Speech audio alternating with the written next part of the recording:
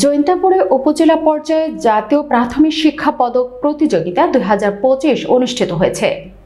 প্রতিযোগিতায় ক্রীড়া, সাংস্কৃতিক বিষয়ভিত্তিক কুইজ ও কাবিংয়ের বিভিন্ন ইভেন্ট অংশ নেয় শিক্ষার্থীরা। সোমবার 17 ফেব্রুয়ারি বেলা 11 ঘটিকায় উপজেলা প্রশাসন ও উপজেলা শিক্ষা অফিসের আয়োজনে ফেরিঘাট ক্যাপ্টেন রশিদ খেলার মাঠে প্রতিযোগিতার উদ্বোধন করা হয়।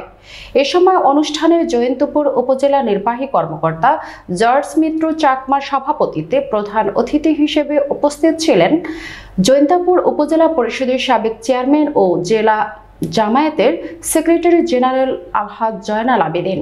এ সময় বিশেষ অতিথি হিসেবে আরও বক্তব্য রাখেন ১ নং নিজপাট ইউনিয়ন পরিষদের চেয়ারম্যান ইমতাজ আলী, ৪ নং দরবস্ত ইউনিয়ন পরিষদের চেয়ারম্যান বাহারুল আলম বাহার, উপজেলা প্রাথমিক শিক্ষা কর্মকর্তা আবেদ হাসান, সহকারী শিক্ষা কর্মকর্তা মোহাম্মদ জুলহাজ, উপজেলা প্রাথমিক শিক্ষক সমিতির সভাপতি মোহাম্মদ মনিরুজ্জামান ও সাধারণ সম্পাদক মাস্টার মোস্তাক আহমেদ।